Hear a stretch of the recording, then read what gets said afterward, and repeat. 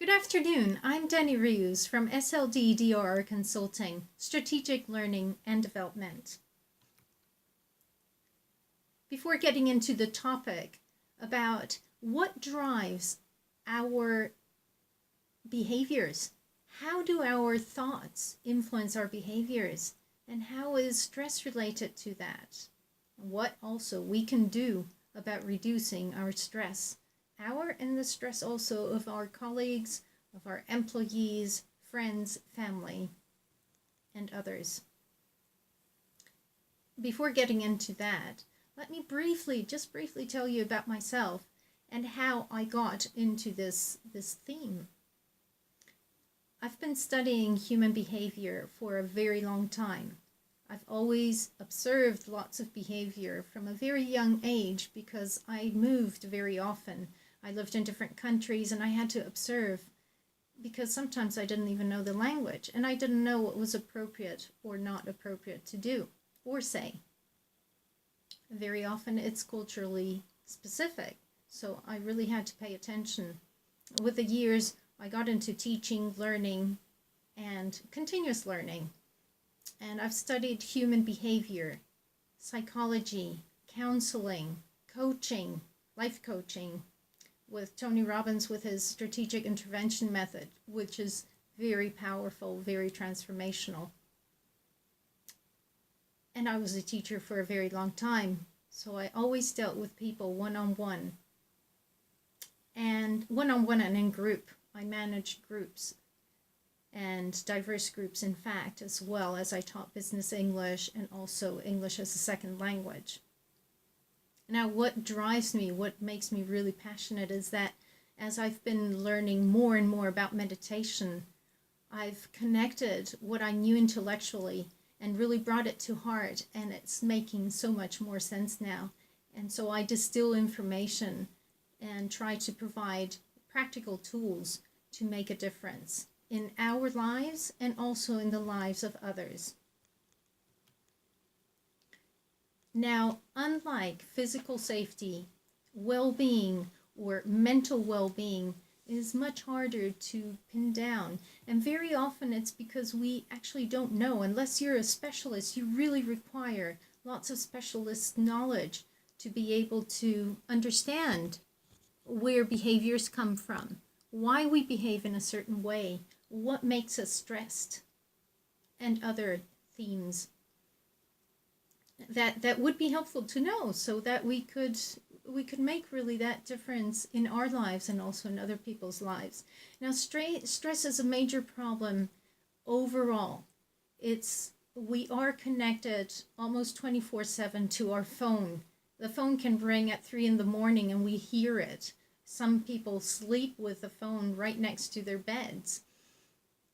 And we're very much connected all the time. So there's so many stress factors.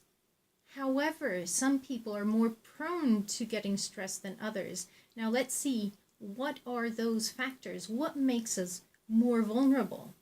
And before going on to that, I actually wanted to mention, here in Christchurch, after the earthquakes, the diagnosed cases of severe anxiety, depression, and other mental illnesses has gone up quite significantly. Before the earthquakes in 2010, 2011, it was about 25% now, or according to a survey done in 2015 by Southern Cross, and I believe it was also Pegasus, as Peter Townsend told me personally as well, the CEO, that stress has increased to 35%. That's an extra 10%. And it would make sense because an earthquake is a stressful life event. Which makes us more vulnerable. Now let me go back a slide because I've got some other things to say before that. Now, the problem with being able to tackle lots of issues is that we do not have the specialized knowledge unless, well, like someone like me, psychologists, psychiatrists, and health professionals, they will know more about the topic. But what can the common Joe do to help themselves and also others to prevent or at least reduce the risk of becoming highly stressed to the point that they either reach burnout or get very depressed or just so severely anxious that they can't function in society anymore? Now, the first step is to gain awareness, and unfortunately, many managers do not know, or not only managers, employees, people do not know what to do when there is a harmful relationship going on, when there's bullying going on, for instance.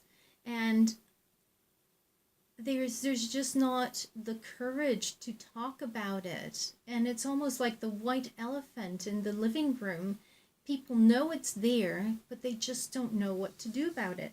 So increasing awareness of how harmful it is one big motivator, hopefully after listening to this, to do something about it. And it is actually what should be a great motivator is that actually people get sick. It does get people sick. Your immune system goes down. And with long exposure, you can even have heart disease. It's just not where you want to go. So the sooner you can see it, the sooner you can identify the issue, do something immediately. Now, most things can be prevented. Most stressful, highly stressful situations can be prevented with the proper tools. So before going on to a few tips along that line, let's see what makes us vulnerable. And we briefly saw it, and I do apologize that it is not very visible here. Maybe if I just step out a bit, you can see a bit better. So what makes us vulnerable? As I said before, stressful life events like earthquakes, but it can also be like more personal when you, for instance, lose a partner. So death is a very, very big one, and family members need to be cared for. And you really have to watch out for people in that situation, because it is very stressful and it is easy to then get tremendously depressed. So we need to watch out, not only for ourselves if we're in that situation and actually ask for help, but also watch out for others who may have that, they may have been through a very stressful event. Another thing that we can do, especially at work, if you don't have the sense that you control the work, then the work you do, that you have, say, you have the skills to carry out work, or you're given this tremendous workload and you don't have the feeling that you can actually cope with all.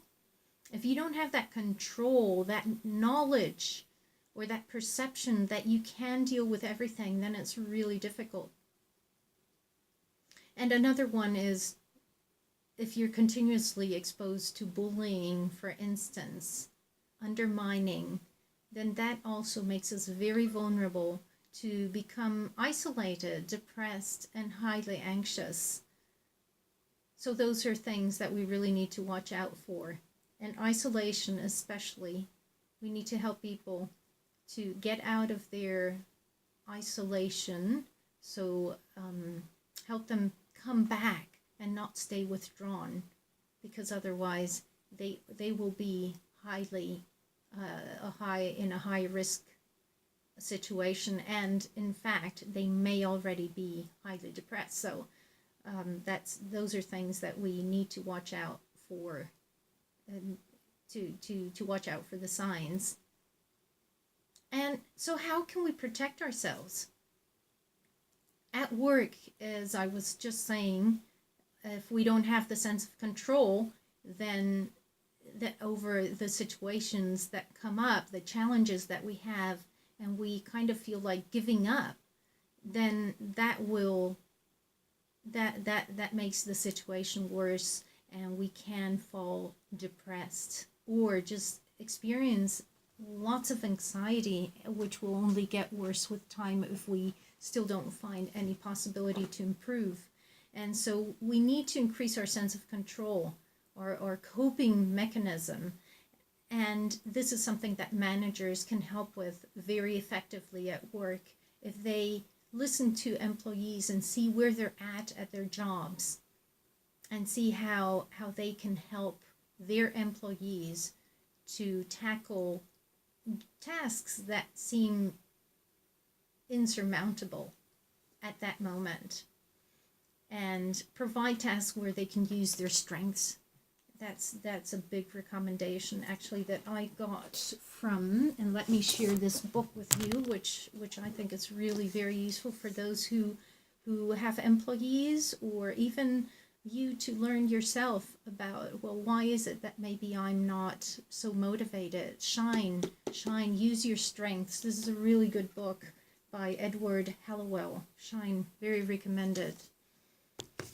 And if you, as a manager, you provide more support to your employees, and so social support, and not only you as a manager, but also get peers to support your employees. So give them you can give them an activity where they can do something together socially, or just do some value the social support side of business, because that can get lots of people even more productive.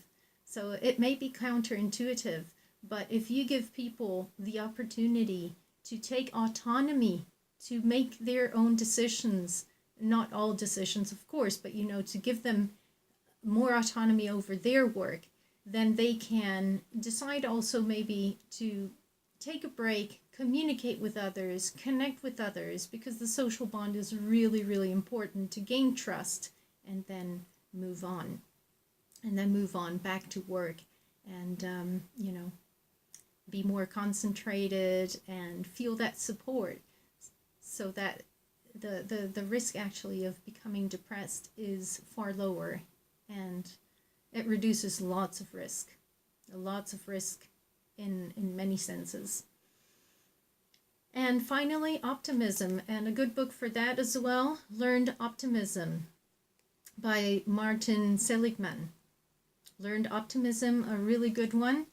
I've used it in the past, and it has helped me to become more of an optimist. I was naturally quite of an optimist, I think, realist, but this has helped me to increase my own language when speaking with myself, because we tend to be very hard on ourselves sometimes. I used to be very hard on myself. If there is any question, please send me an email to danny.reus@dannyreus.com, or you can follow me on Facebook at Danny Reus Coach. So Reus is R-I-U-S. danny.reus@dannyreus.com, RIUS.com. And my website is www.dannyreus.co.nz for those in New Zealand, and for those outside New Zealand, www.dannyreus.com. Thanks for listening, and hope to see you soon again. Bye now.